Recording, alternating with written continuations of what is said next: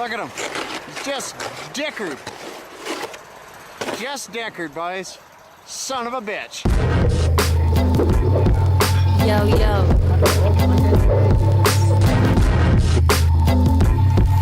Class A, and macro. Not connected, not elected to participate. Bouncing down the stems will make your head hurt. Enjoy the takes.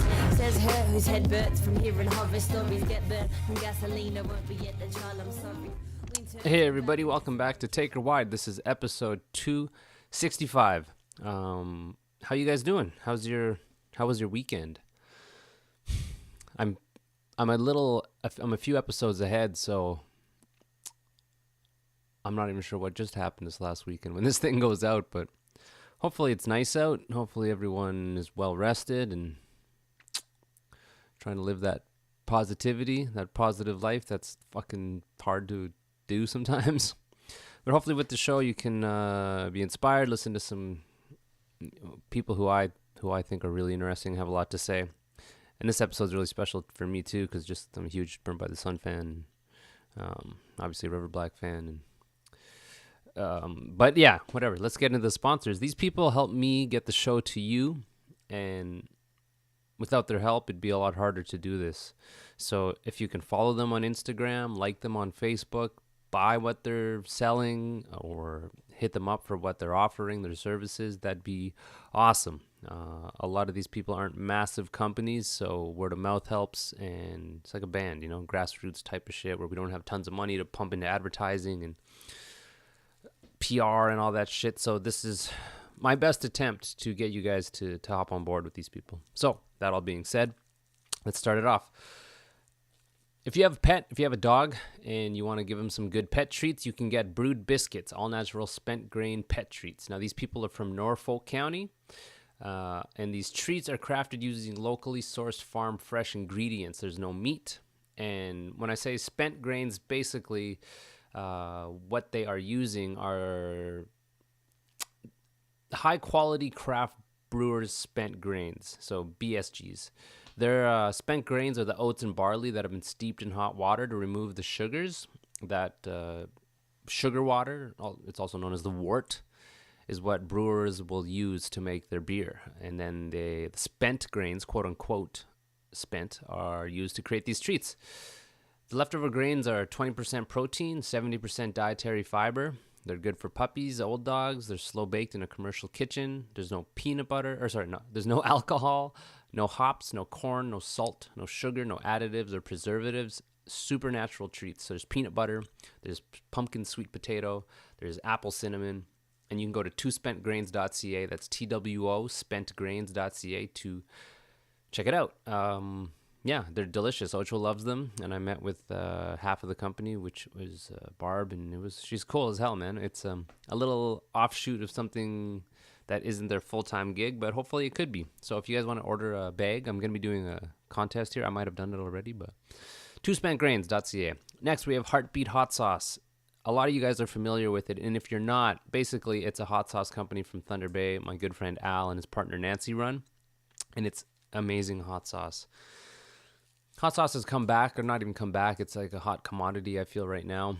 And I don't know what it takes to make it, but Al does. He's a legit chef, and this is his full-time gig. It was a passion project, and it's taken over his life. And the success is because it's so good. 100% is so good, this hot sauce. They have a bunch of different brands. They have the red habanero, which I would suggest to try first. There's the jalapeno. There is the blueberry habanero.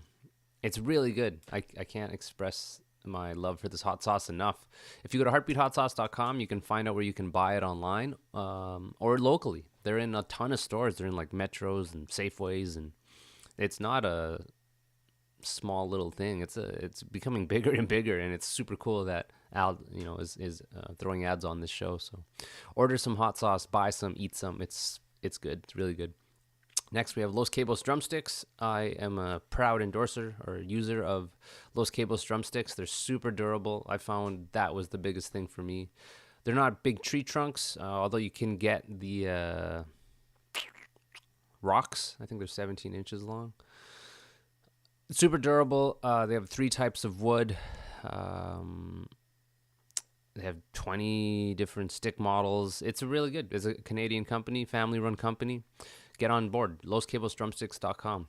Next, we have Kevin Rigo of Hefner Toyota. He's at 3121 King Street East in Kitchener. If you're in the 519 area and you're looking for someone you can trust to make the process of buying a car smoother and easier and fun, Rigo's a great friend. He's a great dad, a great man, a great dude. And I'd be so happy to tell any of my friends to go see Rigo to buy a car. Simple as that.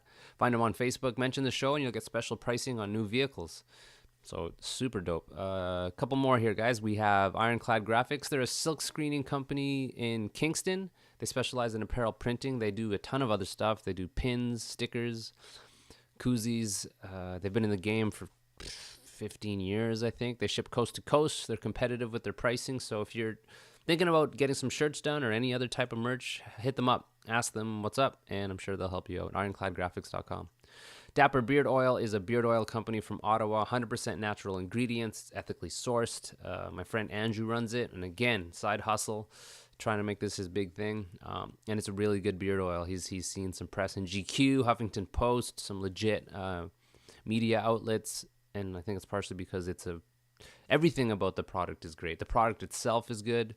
The packaging, the presentation, I could probably take a page out of his book on how to do this podcast with how he markets it.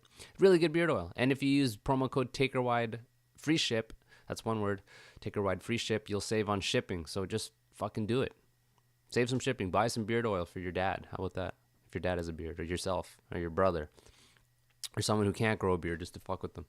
DapperBeardOil.com. Lastly, we have Wellington Brewery. They're Canada's oldest independently owned microbrewery. They craft award-winning beers in small batches using the freshest all-natural ingredients. I've really been feeling the Hell's Lager lately. They got some tall boys of that. They're super, super good. There's a chocolate stout, milk chocolate stout I was sipping on in previous episodes. But it's super cool they're on board with us. So shout-outs, wellingtonbrewery.ca. So yeah, as I said, this episode is with Mike Olender, the singer of River Black and Burnt by the Sun and For the Love of, and he was in Nora too, I think. But yeah, real special episode, man. It's the type of person that I'm almost too afraid to hit up because I admire his work and I try not to geek out too much. But Mike was rad, and it was an easy conversation, and I hope you guys enjoy it. This is 265 with Mike. Hey, man, thanks for doing this. I was reading up a little bit to kind of prep for this, and, you're a dad, and I feel like you've been a scene guy for so long that you've done so many of these. Hey, man, let's talk about music. So I appreciate you taking the time to do this for sure. Oh, my pleasure, man. Hey, I got a lapel mic I'm going to plug in here just in case it gives you better audio. Sure, yeah. For the podcast, so do it. Can you hear me? Keep talking. Okay. Yeah. Unfortunately, I cannot hear you though. Oh. That sucks. I'm using my iPhone here. That's why. So, is the audio okay, or do you want me to make it closer here? Or? No, the audio was good. Most 99% of the podcasts I do are like this, where it's just audio from their computer or their phone. So. Oh, good. So yeah. If it sounded crazy clear, it'd be like the oddball one. So yeah, I hear you. This is fine, man. Cool, good. But awesome, yeah. You did I think you did an interview with this guy Mark Tremblay from Toronto. Did you recently do that? Last little bit? Oh, if I'm remembering the correct one, that was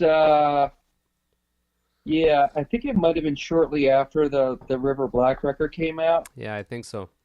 It's been more than a year. That would make it more than a year, but well, that makes sense because I wanted to listen to that one to prep again and not ask you all the same things, but I can't find that episode. But Mark's really? He's a really cool cat. He's like a young dude who does his work well, which is kind of rare, I feel. Mm-hmm.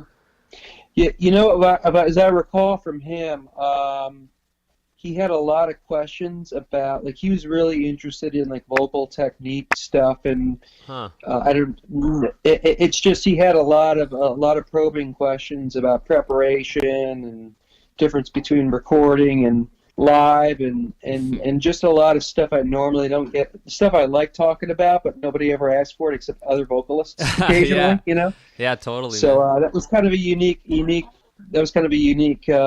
interview experience, just because mostly we got into the record and other type records and lots of other stuff. But it's fun to dig into the craft of it, because I know a lot of people, especially people who've never tried to, do those types of vocals, they may just think, oh, you just grab the mic and you just go like this, and it's you can do that, and then you'll never want to do it again. Yeah. After that, you. Totally, man. So I'm sure so that was kind of fun. Yeah, with him, he's in a band too, and he's kind of like starting out, and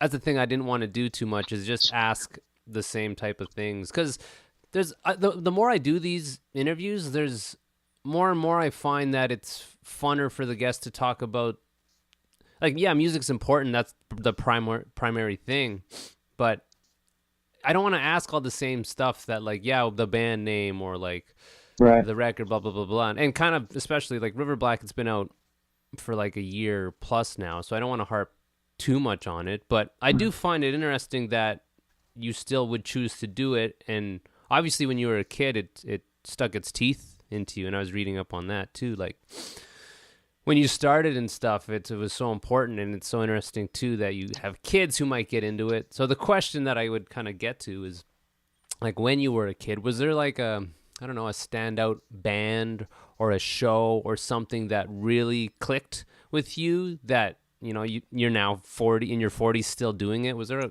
a moment as a kid that you can remember as being super important? No, I think there's two moments that are kind of important. One of them was just more of a general fascination with certain types of music, as being a, kid, 11, 12 years old, and hearing certain bands that were, kind of on the edge, whether it was like Motley Crue or like early Metallica or something like that. That type of stuff wasn't allowed in my house. I was brought up in a fairly strict Baptist home, and that type of music was considered to be the devil's music, bad stuff you don't want to get into. But I was fascinated by it because just the energy of it, and so that for me, like, once I started to discover, hey, you know what, I can borrow this tape from my mom and listen into my room with my headphones on, and they'll never know. Once I discovered that, it really started to feel like I used to. I had these notebooks, and I would like scribble stuff about like imaginary bands and like imaginary metal bands and stuff. And I actually, I'll tell you this now, I haven't thought about this in so long. Back in my parents' home, probably in one of my old toy boxes or something, there was a tape of me doing like fake radio interviews as being like a band dude, like a rock star. Oh shit! Like just like just kind of having fun, kind of like pretending that. So it was just a fascination type of thing of just like that energy, that rawness, just kind of the sense of breaking rules, more of the. I've never termed it before like that rock and roll type of thing, but that's kind of what it was. It was just, sort of I'm the baby of 5 kids, I'm the one who was looking for attention and the one who was wound up being the black sheep in the family. So it was a very natural fit. And then the other thing too, I'd say the second thing would be my first actual real hardcore show that I went to, which was a band Vision from New Jersey, and it was in a little hole-in-the-wall club in the Jersey Shore. And, you always hear about how, the hardcore scene is, the people who show up to the shows are just as important as the people on stage, that type of thing. But to actually see it, and to be like, whoa, my friend who I came to the show with just introduced me to the singer of that band. And, like, I feel weird, but I know I'm not supposed to feel weird because he's asking me about skateboarding and stuff. And you know what I mean? Like, it was a really cool thing to actually see. Yeah, man, this isn't just like this is actual culture. This is something really special here. And then, yeah, man, I mean, that was 1989 when I went to my first show. So Here we are now, 2019. It's been a long time, since, and I still, still have that in my blood. It's a beautiful thing when you realize that, things that you were attracted to as a teenager still speak to you now. And even though you're a different person, you're a grown person, you have a lot, perspective plays a big part in how you look at the world. There's something special where you can go, you know what, man, I still listen to certain records and I still get that feeling. Like certain records I put on and I'm still that 12, 13-year-old kid in bed with the headphones on, like getting ready to hit the pause button, or if mom and dad walk in to check on me, so that's pretty cool. I was brought up kind of religious too, and I remember listening to like House of Pain or something, and putting the slider down when they'd swear. I'd know where the swears were because I didn't want to get in trouble. Same sort of shit. Yeah. What was your buddy that brought you to the show? Was it just he's like, come to this thing that I do? And like I love the idea of going back in time and if you could watch yourself as this kid, like, because it's a weird experience, that first show type of thing, like the energy and the volume and yeah, it's a whole new thing, like kind of reliving that. What would you think? It was scary, and the guy who I went with, actually, I didn't physically go with him there. He told me about the show, and then I think he was really surprised that I showed up. He was like, "Oh, Mike, what's up?" and he was this guy, Rob, who was a couple years older than me, and he was like a great skateboarder, and he used to do a hardcore band, and he introduced me to a lot of stuff, and it was kind of like, man, if Rob thinks it's cool, it's cool, I first played around with a guitar ever, in his bedroom, and that type of stuff. And he was the one, he knew a lot of the kids who were playing in these bands and stuff, and so he kind of took me under his wing, introduced me around, and just being like, hey, you may not want to stand there while this band plays, like just giving me heads up and that type of thing, which is cool. So that experience of just going to a show, and I remember coming home that day and just being so amped. I had so much adrenaline, and I remember being, man, I wish I could tell my parents about this, because even though I remember my mom dropped me off and she was just kind of like, be careful, because at that point I was 14, and she trusted this guy Rob, who I was going to meet there, but I remember just being so excited, but kind of bummed, man, I wish my parents would understand this so I could kind of relay with them. I wanted to share it with somebody, so that I had to wait till the next day or whatever when I went back to school and could talk to friends about it and stuff. So your siblings weren't really into it?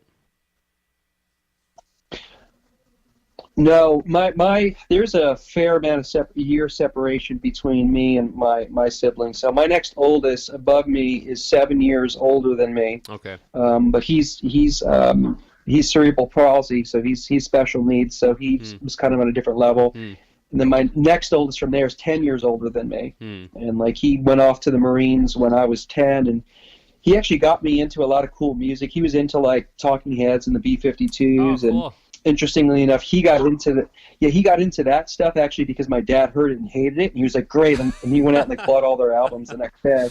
Yeah. So when he went off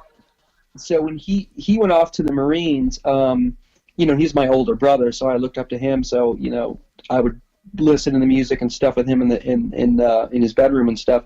When he went off to the Marines, he left me his tape collection, and he was like, take care of this for me. So I memorized every one of those tapes. They're all on tapes, and that I really remember that's new wave, so it's very, very different than your normal mainstream pop rock from the mid 80s, right? So it was cool music to get into. And it's funny too, whenever I go back to my parents' house, they live up in Connecticut, and I'll go into my old toy box and stuff and show my kids some of my stuff. I actually have a notebook from 4th grade that's got Talking Heads and all the albums written all over the cover and stuff. And it's so funny, I held on to some of that stuff. Yeah, it's pretty cool to look back on and see that. And to this day, actually, Talking Heads is still my favorite all-time band. Ah, cool, man.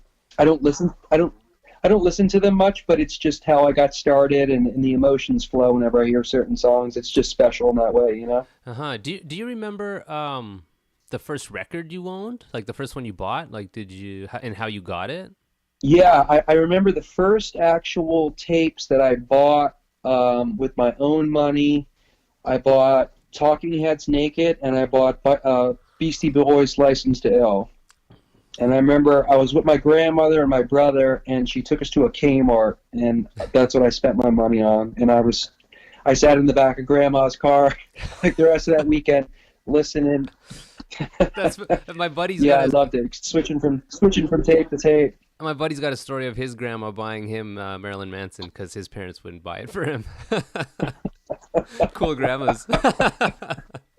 Yeah, super cool. Fuck, Yeah. man. So like I'm jumping way ahead here, but with your parents now, because yeah, you've had a long quote unquote career, you know, you've been playing music for a long time. What are their perceptions of it? Because to me, like I am a fan. I'm coming in as a fan of the stuff you guys have done.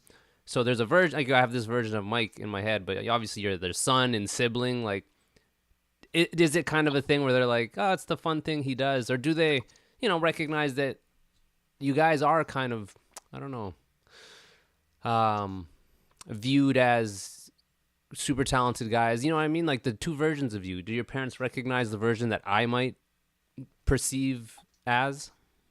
Well, thanks for saying super talented. But you know, I mean, for a long time they didn't get it because the first band I did was Endeavor, which I started back originally when I was 16, with different folks, and we had different names for the band, but it wound up being the band Endeavor ultimately. And they didn't really. I remember being like, "Hey, I'm going on tour," like because I had moved out after I turned 18 because I wasn't vibing well with my dad anymore and stuff. And wound up living up in New Brunswick, New Jersey. And I remember telling them like, "Yeah, I'm going on tour this summer." And to them, they were just like, "What does that even mean?" Yeah, you know. And I think it wasn't until years and years later when Burnt by the Sun went to Japan. Which was, I think, we went there a couple of times. I think the first time was in 2002. Okay. And that really kind of shook them. Even like before, like Europe and multiple like U.S. tours with different bands and stuff didn't really resonate with them. And then at that point, they were kind of like, wow, really? And then they'd see, video. I remember some dude from Syracuse University did like this video documentary thing on Endeavor, which was really short. It was like 10 minutes. Uh-huh. But they watched it on their TV, and they were just kind of fascinated, like, wow, this is okay. Kind of like we still don't understand it, but this is kind of. I mean, they wouldn't say it was cool, but they respected it more, and I remember my dad. It's kind of a turning point for me, like with my dad, was when he used to work for Amtrak, and his train used to go down to Penn Station in New York City and then go back up to Connecticut, up to New Haven. And I worked in Manhattan at the time, and when I could, I would meet him. We'd grab lunch or whatever. And he, around that time when we went off to Japan, I gave him a copy of Burnt by the Sun's soundtrack to the Personal Revolution. Mm-hmm. And I remember he was like, seemed very, very proud, just to be like, wow, this is and him like, yeah, I've done this before, Dad. Plenty of other bands, but for some reason it just kind of resonated. But then I remember he made the mistake of lending it to one of his coworkers, who was kind of like the cool guy, and he thought it was just absolutely outrageous and hysterical, and like just didn't get it, And so I think my dad wound up being kind of embarrassed. But like even now, like I'll do stuff like River Black. I don't think I've ever talked to them about River Black, and every now and then. When I do, do some shows with River Black, or I play with For the Love of still too on occasion. They'd be like, "Oh, you were up in Philadelphia? What were you doing there?" It's like, "Oh, I was just doing some music stuff." I just kind of leave it at that. Yeah. But they don't, they don't really. For them, it's always been a little too far outside of their comfort zone for them really to kind of get a sense of it. My dad one time, just as a last quick note here, my dad one time. Went to a show that we played in Connecticut. Okay. And was so uncomfortable he actually left before we played. My mom did the same thing. Yeah. Really? Yeah. Wow. Just a sketchy I don't feel bar. so bad. I was so bummed. I was so bummed out, man. That time, I remember I was so upset that he didn't stick it out. But he tried. He showed up, but he was just like, "Yeah, man, all the tattoos, this crazy music. Yeah, I got to get out of here." Yeah. So it was kind of weird. It would.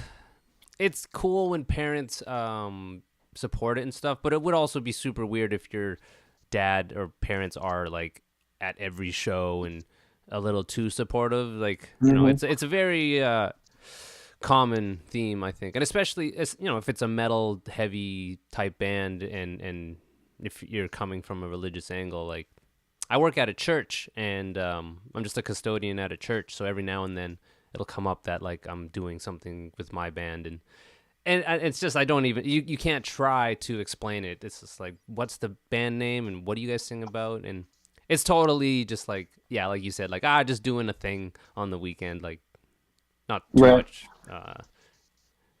explaining. I don't need to really explain it. But actually I want to ask too, with your kids, how because you're dad, right? But again, you're also the singer of a few bands. What's their take on it? Like, do they like the music? What is it like for them? Well, my daughter, she's my youngest. She's 7, going on 8 pretty soon, and she just kind of laughs it off. That's daddy's crazy music, doesn't really say much about it. My son, actually, he's a little older. He's 9 now, and he's actually into some cool stuff. Like, musically, he likes Gorillaz and some 80s stuff, but he's like the heavier stuff too, man. Like, every now, like, he had about a year ago or so, he was on a really big Anthrax trip. Like, wow. Every time we got in the car, he wanted to hear Anthrax, and he was memorizing the words. I mean, he got really into remember the Bring the Noise cover with Public Enemy. When they did that, I mean, he would go over and over and over, watching the YouTube like lyric video of it, and he'd try to just hammer the words. And he was doing that. Yeah, that might have been before he turned 8 even. I mean, that he was 7, maybe going on 8, doing that. Wow. And even now, there's some certain select bands that he really likes. Like, he's pretty psyched that For the Love Of is doing some a few shows with Chokehold. I saw that post where this summer. Yeah, Logan's wearing a River Black shirt, and your son was all amped. Yeah. So he's psyched about that. I'm trying to figure out if there's a way where the fam can come up for one of the shows, because I think he would be really psyched to see Chokehold and meet Chris and the guys and stuff. But yeah, he gets it. And he's actually musical, a bit more musical now. He's wanting to be. He was over a friend's house yesterday, in fact, and the dude's dad is a musician, has like an electronic drum kit and all these guitars and this bass. Cool. And so his kid has been learning how to play. So I wanted to pick him up yesterday, and there's my kid behind an electronic drum kit playing, and he's like, "Dad, I want one of these." I'm like, well, all right. Well, let's try this out a little bit first before we drop a couple grand on one of these things for you, Totally. But it's cool. It's funny, man. He has a little bit of that the taste that I had as a kid. Like, he's interested in skateboarding, and he was fairly fearless with a lot of that stuff. And he has a lot of positive aggression. I'll kind of put it that way in just the way he's built and stuff too. So I wouldn't be surprised at all if he kind of went down a similar path. Yeah, well, it's I have a 4-year-old, and I have had a ton of benefit in playing music. I've met really cool people, and I really want him to fucking do it, but I don't want to push it too hard. Like, I'll see if he naturally falls into it, but I would be lying if I said I didn't want to. I hope he does, because like, the people we meet, and I talked about this on a last episode I had, where I wish more of my buddies were having kids, just because my friends are such awesome people, especially because there's a thing, I think, with musicians where you're vulnerable because you're expressing your ideas, and it's very honest. That is like a real thing, and I really am lucky to have those type of people, and I hope that he can have those types of people too. And my channel was music, so I do like kind of shift him, like, hey, check this record out, or like, there's he has a little drum kit at home too. I'm not pushing hard, but I am just a little bit. Yeah. Well, I was talking with his friend's dad yesterday a little bit about this, and just a little bit of encouragement. Like, no matter what type of music it is, I think it's just a great thing for kids to experience. I mean, you have the creative aspects of it, about you getting together, creating your own music, doing what you want, setting your own rules, learning how to work with other people. Like, hey man, I don't really like that part. So like, here, let's do four bars of your way and then 4 bars of my way. Like you learn social skills, you learn how to deal with people in real life. Like you said, you have so many opportunities to meet people, and just also that creative outlet. And if you write something and creating a song, a piece of music with friends, and just being like, wow man, we just did that. And Totally. From start to finish, this is ours. And if you ever have the opportunity to actually record music, and this day it's easier than ever with the free audio software and stuff you can do, to be able to listen back to it and be like, wow man, that sounds great, and I created that. As you know, there are few things that feel as good in the world as that. Totally, man. Having kids, because I'm trying to get the timeline right, but like for River Black, it seemed like all the music was kind of written and then you put lyrics to it, and I'm just curious how having kids changed maybe what you're writing about, how you're writing about stuff, because you're such a different person pre and post kids. Oh yeah. And especially like with not a new band, but I'm curious about that sort of, how that was like, how you approached it, if it changed you much writing. Oh, it did. It was night and day, man. And like as you correctly put it, when you become a parent, there's nothing that quite can prepare you for what that means, and not just like the physical challenges of being up all night and with crying baby and feeding and diapers and colic and all that type of stuff. That's if the baby's healthy, let alone if you have a baby that's unhealthy, you could, of course, that could be even more challenging, not to mention terrifying, right? But just the instincts too that come along with it. That's one of the things about parenthood that really fascinated with me. And I know that there are a lot of people who either choose to not have children or can't have children and think that, well, we have a dog or we have a cat and that's our kid. And it's like, I know what you mean, because before we had kids, our dog was like the center of our world too. But then when you have a kid, it's like, dog, you're not getting 100% of the attention anymore, man. I'm sorry. 100%. Like, this is the priority. And the instincts, were really earth-shattering for me in a good way. I mean, you just, as a father, you experience these instincts and you feel these emotions and these bonds, and have reflexes. I never thought I'd be so fast to be able to, catch something, a baby about to roll off of a counter or something so fast. And that, of course, affects the way you look at the world. And so a lot of the things lyrically, a lot of the things that I explored in previous bands was political in nature, and were socio-political, and a lot of it was very academic, or was very was based upon observations and giving my own opinion, like everybody else in the world who's got an opinion of something. But I know that after being a parent, my perspective changed, and it became much more about, I felt like I was writing from a defensive posture. And so the opening track on the River Black record is actually a song about me being just as a father, developing an absolute intolerance for anything at all having to do with any type of child abuse, physical, emotional, sexual, anything like that.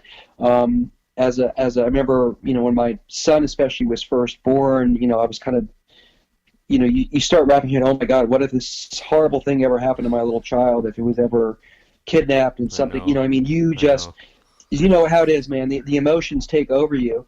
And that's what that song is about. It's about rage. It's about, putting aside, sort of that intellectual thought and just instinct taking over. And, one of the, that song really is about wrath, is what it is. It's about how that really can take over. And you hear a lot about crimes of passion and things like that, and also people doing anything to defend their families, and it comes from a very, very real space. Yeah. And so a lot of that is very much the lens with which I view the world now. I mean, I am a father before I'm an individual, is the way I feel. I mean, everything I do with work, the words that I choose in talking in this podcast right now, knowing that if I said the wrong thing, if I said something really offensive on this podcast and it got out and it cost me my job, I wouldn't be able to provide for my family. I'm never going to cross that line, you know? And the same thing, too, with just your individual behavior out, anything you put on social media at all that type of stuff. It is about making sure that I am doing the things I need to do for my family way more than me having my own personal space or convenience or privilege interrupted. It sounds like the transition from a musician to a father was easy, because it's kind of a selfish thing to. I'm in that transition. Like, my guy's 4 years old, but I had done touring and band stuff for so long, and then changing gears to a dad. It is hard for me to shed that like part of my life, and I wish it was easier. I've put too much weight on like. Music is important. It's a big part of my life. My family's super important too. But the cut wasn't like, it sounds like for you is very, and might be the timing of the bands and stuff like that. But I understand that fear and the lens, I think that's a good way to put it, of how you view everything now. Because right now, I need to give him everything that I can, and it's finding a balance. It sounds like for you guys, you have a nice balance, especially River Black not being a huge commitment. You can have your foot in both, right? Yeah, and that's what got me back. That's what got me to commit to doing the band with them, because River Black had been around for a while under different names and different singers. They had 3 different singers before and hadn't released anything, and wrote most of the music with them. And each time they would transition from one singer to the next, and mainly it was because it had nothing to do with the singer's ability or anything like that, because each one of the 3 dudes actually were great. I mean, I heard the demo stuff that they had with them, and I have respect for each of them. But each time they would go from one to the next, they would like reach out to me being like, "Hey man, how are things now?" Yeah. Because I had told them, I want to focus on being a dad. And actually, by the time this last transition had taken place, I was in a really good space where I kind of realized, you know what, I don't need to. I'm not going to feel guilty about dipping back into this. I can do it on a part-time basis. And the way they pitched it to me was, look, we have most of this written now. They knew I loved this stuff because they would send me the demo tracks, and I was a fan before I was in the band. And when we came to an understanding where, like, look, we're just going to do the shows and stuff that we want to do. We're not obligated to tour. We're not obligated to write. We'll just kind of see how it goes, and we'll respect each other's space and our schedules and stuff. And that was, for me, that's what drew me back into it as an opportunity, and it hasn't been any issue at all since then. And in fact, since then, it's funny because my time has actually opened up a bit more, and everybody else has gotten more busy. So, like, of course, Brett's got revocation and like other stuff he's doing while he's at home now. Witty is he's still doing Municipal Waste and other project bands and stuff. But also he does his food truck business, which is now turned into a restaurant on the weekend. Oh, awesome! And then John Adabata is he started a few years ago his own like fisherman's clothing line, Nor'easter Hardcore Fishing, which is kind of like Salt Life. You ever see like those shirts and stuff? Yeah, I do. Yeah, it's kind of like that, except it's got so it's got a bit more of an edge on it and stuff. He's like going for like the tattooed like fisherman and stuff. And that's blowing up. I mean, that's actually like a full-on, on top of his normal career, he spends his weekend doing like expos and stuff up and down the East Coast. So everyone's gotten real busy except for me. So it's kind of funny now. It's they're the ones who are less available now than I am. If you never sang for any other band, how would you feel if it ended all, like your music again career ended today? How would you feel? Well, I know I definitely have periods where I'd miss it. You know, it's I think it would be mixed. You know, I think just like anything else, or like a lot of other things, you know, I'd probably go through periods where I long for it, you know, and then other periods where I'm totally good with it, you know. And I've been blessed to have the opportunity to make music that I love with people who I love, who I'm friends with, who I respect as musicians. I've gotten to work with labels and you know, people who are in the business side of things I've respected. I've played with so many bands that I have loved and adored, and you know, had, you know, flyers and posters on my walls for years, you know, and made friends with a lot of those folks. Gotten to, you know, tour around the world and do things, and at any moment I know that even if I said, you know what, I'm never going to go out on stage again, or I'm never going to actually like be on a commercially released record again, I know that at any time, you know, there are probably, you know, 25, 30 people who are in music who I could call up or send a text to and go, hey man, I'm thinking about doing some little project, just kind of like you and me, man. What do you think? You know, I know I could do it, you know? And that's a great feeling to be there, you know, to kind of know that you got those options to just do things just for the creative aspects of it. And I've done actually a lot of that, man. I've had several little like pet projects that I've done myself, where I've done like all the instruments and like a drum machine, and done the vocals and done different things over the years that I've never released, never put online anywhere. Just kind of like forwarded the MP3s to some friends and stuff. Be like, hey, here's another little project of mine, you know, that type of thing. So there's always the option for that. I don't know if your question is, what if I could never like do it again? No, you're answering it perfectly, I think. Yeah. It's nice to have a choice, but I don't feel like I remember the last show I played with For the Love Of, which was the This Is Hardcore Fest in Philly this past summer. That was a great show. It was a lot of fun. We hadn't been in the same room with each other for 2 years. Wow. We hadn't practiced together. We got on stage and we nailed it. Like it was, you know, it was a great set. And I remember walking away and being like, if that's the last show I ever play with these dudes, I'll be okay with that, because that was fantastic. Like, It was a great show.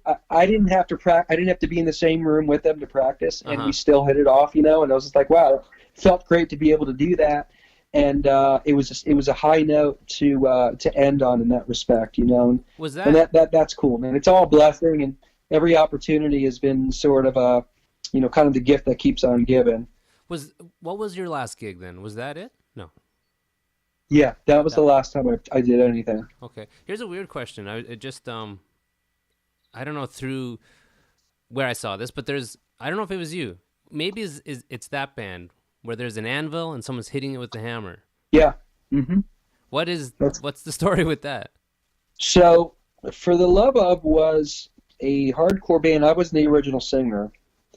They were got started in the mid '90s, and you know, they have. I'm not sure if you've ever heard any of that stuff, or your listeners haven't. You should check it out. It's a guy. It was when I was back doing Endeavor. We would play the bands with For the Love Of, and I don't want to say I was jealous, but I wish I could have been in both bands because I loved what For the Love Of was doing.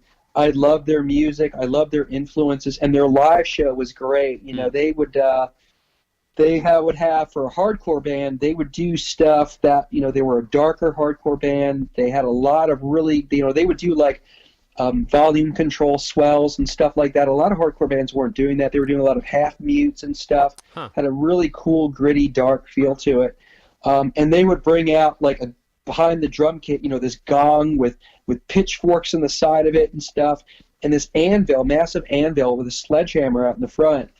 And then there was one song where, you know, they would get out there, you know, the dude would get out there and swing, and sparks would be flying all over the crowd and stuff. And it was a really cool gimmick, and everyone was really happy that the hammer didn't slip out of the dude's hands at any time. No kidding. Yeah. So that goes back to when they got started, and then when I joined the band in 2004, they got asked to do a reunion for Hellfest, which was in New Jersey that year, and that we really vibed. I mean, I was friends with those dudes ahead already, but we vibed really well with each other playing together, and then that led to more shows, and that led to us writing and doing a record together. Cool. I have a bunch of stuff. Yeah. It's kind of nice. I like these conversations where I don't really have to pull my questions because it's obviously more natural. But there is some things I do want to ask about, and one being because as a creator, like you write and you riff lyrically. How many drafts does something go through before it's kind of put to it? I'm kind of curious to that. Oh, that's a good question. Most of it, most of the times, in 90% of the time, it's very close to a final draft. Usually I hear things. If I hear music, first thing for me is I start hearing phrasings in my head. And then how the song makes me feel, and is this the type of song? The type of aggression is it? What type of topic do I want to hit on with it? And it's usually a very natural ride for me. I mean, a lot of times there may be like, okay, this part of the song I'm not really sure what to do, and so I kind of leave that open. And sometimes it's a matter of changing vocals literally in the studio. Sometimes doing slight rewrites. But most of the time, it's been a pretty natural thing for me, man. I have to say I've never had issues. With the exception of the occasional challenging song, I've never had any issues where I've been like really stumped on a song or been like writing and rewriting drafts of lyrics and things like that. It's always come pretty natural to me. Yeah. I think that's it's a skill to a bunch of skills, but knowing what to write, knowing when to kind of like chop it off, because it could be too wordy or it could be too sparse, because I do lyrics as well, but not as often as I used to. But it's a real struggle to figure out like where should I place this in the crafting of where to put your words. It sounds simple to grab a mic and scream stuff, but there's way more to it than that, for sure. Oh yeah, it is. And some things, it's for me, like I said, when I hear a song, I hear phrases in my head, or not phrases, but more of like I hear vocal placements throughout the song. Like I'm like, okay, I hear this part, okay, I'm kind of getting the feel of it, and then I'm thinking, okay, how can this vocals play off of the drums or breaks in the song, or whatever it might be. I have that kind of fit, and then once I get that, then it's just a matter of just putting the words to it and having it flow to what that original feel was. It's funny, the weekend that River Black asked me to join, they sent me an MP3 of a new song, like, here's our newest song, you haven't heard this one yet. And it was like a Saturday. And by Sunday night, I had sent them MP3s with vocals, like layers of vocals, background vocals, everything over that song and like 2 other songs. And I was just so into, it just kind of, you go with it, but it always just starts with that, hearing syllables, hearing kind of blocks of vocals, and then being like, this part would be good doing it really low, this part would be good kind of, bring your voice up into a crescendo, that type of thing. This part is a definite like long scream guttural type of thing, and then just putting the pieces together for, Did you consciously try to change your vocal approach with River Black to make it distinct from Burnt by the Sun? Because I kind of saw like people saying like, why didn't you just call it Burnt by the Sun? And I feel like, because I'm a fan of both, I can tell, like, I can separate the two. But as the vocalist with your instrument, did you think like, okay, I need to like push this more, or you're just like, I know what I do, I'm gonna do it well? Because you could kind of do anything, really. You could really go off and do crazy high pitch or something different, but I don't know. Mm-hmm. Like, did you approach it differently? Like, I'm gonna do this a little differently to help make this more distinct from that other band, or not? I don't know. Actually, man, that record. I really had to relearn how to do how to sing. Because at that point I really had been out of the game for a while. As far, we do one-off shows here and there, but as and I think I heard this in one of your previous podcasts, like, recording vocals, it's one thing to go up and like do a live set vocals, but then when you're in the studio, it's a totally different experience. And you may be able to do 10, 15 songs, no problem on stage, but then you go into the studio, you're doing one or two of them. Yeah. It's kind of like, okay, I've had a day, so, because, you want it to sound a certain way on tape, right? So for me, though, I've been so much out of the game where I really had a it was muscle memory. I had to retrain my body into, I had to get myself back in the game, back into shape. And the first goal was, okay, man, let's be able to pull this off, and be able to do this, because it's got to be at least at the same level I was doing it before. And one thing I wanted to make sure that I was doing is that on some of the stuff, especially some of the earlier Burnt by the Sun stuff, I would, for the sake of vocal tone, I would slur some of the vocals, like the punctuate, like the clarity really wasn't there. I really didn't get into that until after working with the producer Matt Bayless. So the second record, he really forced me to be much more clear. And so I wanted to kind of I wanted to be like, look, man, let's kind of make sure you can do the easy kind of cheating way of slurring through it, and then work on your clarity a little bit, and then try to up your game a bit, because it's been a while since I'd done a record, and I'm like, I want to do not only that I can do this, but that I'm maybe able to do it in a different way, or I'm able to up my game a little bit. And in some ways I was able to do that. Like, there's a scream on River Black. What's the song? The song's called Boat. Oh, I love that track. It's got a long scream in it, and it's like an 11-second scream or something like that. I've never been able to do that, man. I always tapped out at like 7, maybe 8 seconds. I've never been able to go up and do a long scream like that. Now, there are layered vocals in that track, but live, I mean, I could hit it. After I did it once, it was like, I know what my body needs to do in order to be able to do it live every time, And it took me, I had to turn, 42 years old in order to be able to learn how to do that. I couldn't do that when I was 20, So that was really cool, to be able to surprise myself a little bit and be like, Jesus, God, I actually hit this vocal exactly the way I wanted it to, and I actually know how to do it. There's a very specific diaphragm technique, and my breathing has to be right in a certain spot. And when I do it live, I have to start low, kind of crouched up, and then I kind of have to work it my way up until like an overhead. Crazy. Like I kind of learn how to be able to do it every time, And so that's cool. So it was. I know this is a really long-winded answer to this question. Totally cool to talk like this. Yeah. So it was really, really about like, okay, man, let's make sure we can still do this. And then once I got that, it was like, all right, let's make sure you can do it clear.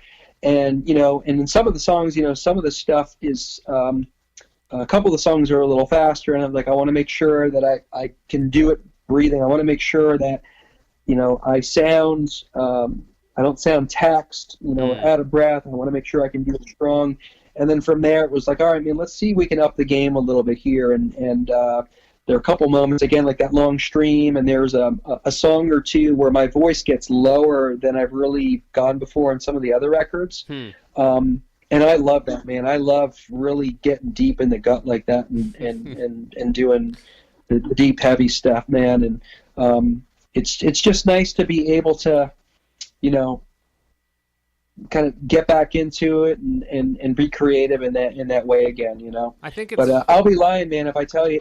I'll be lying if I told you that I was confident getting started, because at first I was just like, shit, man, can I do this? Like, because I did my first. I kind of banged through the demo stuff, but that was easy because it was just kind of like crappy practice room, mics on the, running into.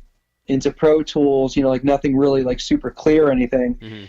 But once you're there, you're in a Tracks East, you're in a good studio, and you're going to be able to hear everything, on a great, Newman, U87 mic. It's like, man, you better sound damn good, dude. Totally. So it was a bit nerve wracking, and I actually did have to redo some of the vocals too, because we went in 2 sessions to do that record, and I broke the vocals up into 2 sessions, and I actually went back in and redid like half of the first takes, just because I wasn't pleased with them. Yeah. Well, I think that's part of the fun of music is the growth that you could still do, because you're never really done. You're going to be a better drummer or guitar player than you were, even a vocalist. And I think vocalist is especially interesting, especially metal, because it's kind of like your range, right? And hell yeah, that should be it's still fun. Like, you're still like 13. That excitement when you were a kid, to be, in your 40s still getting that is great, because I'm 35, and I look forward. I want to keep making, and I want to still feel that type of shit, and never lose the fun of it. I think that's so important. And it was really nice too on this record to work with Braun Taylor from Mastodon, because the other guys go back way, back to the 90s, early 90s or whatever with Braun, and I got to meet him through Burnt by the Sun, because we play together a lot and stuff, so we've known him for a long time. And that particular part, remember before we were talking about, how difficult it is putting, drafts of lyrics and things like that and vocals. That song that Braun sings on the River Black record was one of those challenging, it was an example of a challenging moment where, man, I must have tried out 20 different things, and I just wasn't happy with it. And I realized, dude, you're hearing in your head. You're hearing. Actually, there were 2 people. I was hearing him, and I was hearing Brent Hines from Mastodon. 2 very great vocalists, but very distinct from each other. And what I was trying to do vocally was actually a singing part. It wasn't like a screaming part. And it was okay, but I just wasn't happy with it. And I was like, dude, instead of trying to reinvent it, like, why don't you just ask one of them to do it? To see if they'll do it. And then we asked Braun, and he jumped all over it. And his vocal part in that was amazing. I mean, it's a very distinct part on the record. It kind of comes out of nowhere. I think it throws a lot of people off. It is kind of a weird song to begin with. Just the flow of it and stuff, but it was fun just to be able to work with him. And what's really cool too, man, is he sent over those vocal tracks, individual files, and he did, high octave, a low octave, and each one of them were an individual take. Wow. And his pitch was just so perfect. I'm just like, yeah, dude, you're doing this way better than I could ever dream of doing. So no, that's that was cool. I love when bands will do that. It's like I don't know if a lot of bands are doing it, but I always kind of geek out when it's like, oh, this guy from that band that I like is on this record. It's it reminds me of being a kid, I guess, when that was first like, whoa, like those guys are friends. I remember reading like liner notes and seeing bands thank other bands and being like, oh, that's cool that they're friends with all these bands that I'm a fan of. Not realizing that, they're just their peers, obviously. Yeah, it's cool, and I still get excited about that, man. Like if I, we'll see that some friends are working together or something, like I remember first hearing about like the, Dillinger Escape Plans had like how many offshoot projects and stuff between all of them. But like when they started working with like the Mastodon guys on some stuff, and I got to hear some of that, stuff, it was just like, wow. Yeah. It's like you guys bring such different influences together and stuff, and it's just kind of a weird magic happening and all that. So it's fun, man. I love collaborations. Yeah, totally, man. We'll wrap this up here pretty soon. I just want to run through and make sure nothing that I'm wanted to ask is getting missed. I think I covered most of it. When you think back of this is just a totally personal question for me to ask because I love the Burnt by the Sun stuff. But what record what's your favorite record of the 3? Let's say of Burnt by the Sun. The three Burn for the Sun records? That yeah, like minus like the splits and EPs or whatever. But Yeah, probably the first album. yeah, Just because of where we were all at the time. That record, the guitar player Chris Rascia was on that record, that's right. and him and John Adabata used to play together in a band called Time's Up, which is if you haven't heard it, your listeners haven't heard it, go on to YouTube and do a search for Time's Up EP. There are 2 EPs that they did, and man, it is so awesome. It is just such their riffs and the drummer who they were playing with at the time and stuff. I mean, it was so ahead of its time. It was it had an influence of Human Remains, but it wasn't as metal. Okay. You can hear the Burnt by the Sun. You know, you could definitely tell that they were the guys who wound up being in Burnt by the Sun just from the riffing. So many, and each song had like 30 different riffs in it. I mean, it was ridiculous, but really, really cool music, man. But those two, they were like, I don't know if you're a fan of God Forbid at all, but like when Doc and Dallas, the two brothers, used to be in, they didn't even have to look at each other. They could just like solo together and stuff. That's how these two were. They could just, the way they would write was fascinating. Like just watching them, like Chris would John would have a riff, he would start doing it, and then Chris would start adding on to it and putting in these weird accents and stuff. And it was just like magical to see them work the way they did. And then I was still pinching myself that I was in a band with these dudes, even though we'd done 2 EPs, And the only thing I wish, like, that was definitely an example where I was slurring a lot of my vocals and stuff. I mean, I'm really not clear on that. And if I could have done it all over, I wish Matt Bales would have pushed me a little bit more on the vocal clarity. That was the first time we were working together. Okay, yeah. That's the only regret I have about that one. But I love the music on it. I think it's raw. It's got the music is clear, but it still has a rawness to it. And some of the riffs, man, I just I'm really proud to have been part of that. They're really interesting, and some of them are really heavy, and it was a lot of fun to record. Yeah, it was a really good time. Yeah, I attribute early times with the band as like the honeymoon stage, like in a relationship or anything like that. And yeah, that record really stands out to me. I remember I think it was on a Relapse sampler or something like that. But that's the one thing I always liked. Is the underdog, left of center type of stuff. And I even think your vocal approach is kind of like that. Like, it's kind of staccato and like abrasive, but not dumbed down. And it works so well with John's riffs. Like, because those riffs are stupid, man. Like, yeah. So I'm probably the song. Probably my favorite song on that record is called Famke. And just the timing and stuff that we do, because the riff that he's playing is actually so simple, but it's the placement of the muting and the open strokes, and then the timing of the vocals over it and stuff. It was always my favorite song to play live. It was cool. A really fun song to. It was one of those ones where I heard it and I started hearing those vocal placements in my head, and I was like, "Oh my god, this is going to be so much fun!"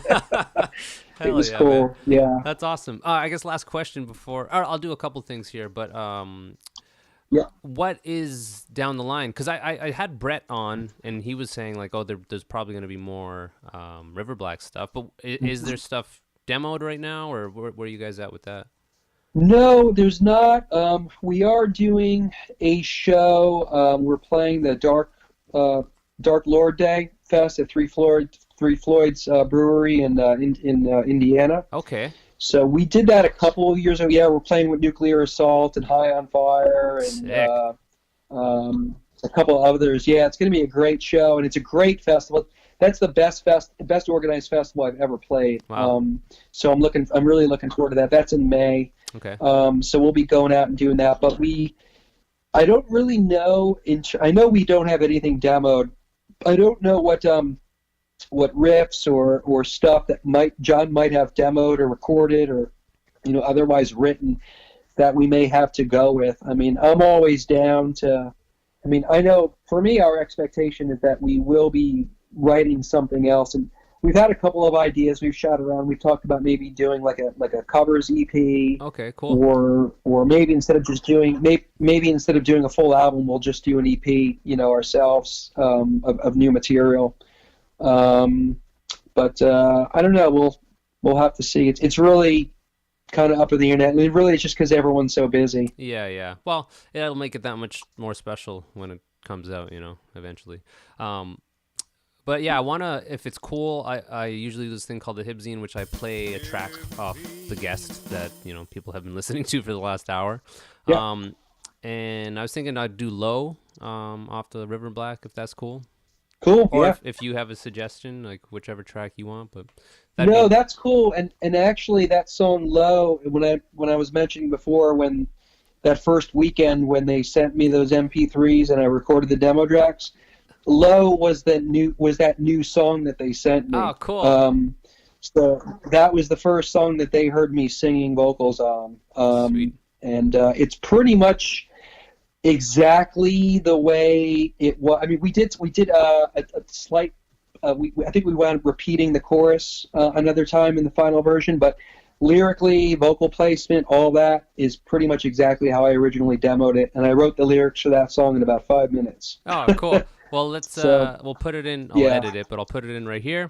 This is "Low" by River Black. I've never seen a man so low.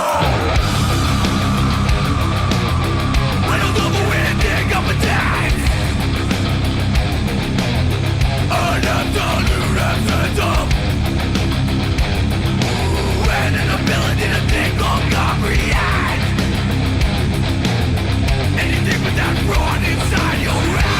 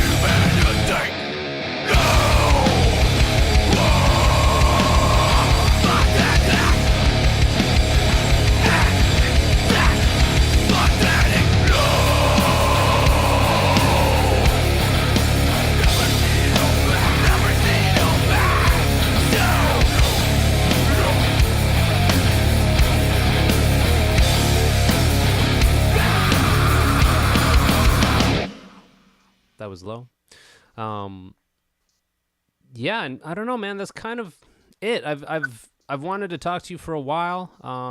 But to be honest, man, I usually have more of my closer friends, and it's a bit of a reach for me to be like, hey, stranger, because we're literal strangers. But thank you, man. Really appreciate it. You taking the time to do this for sure.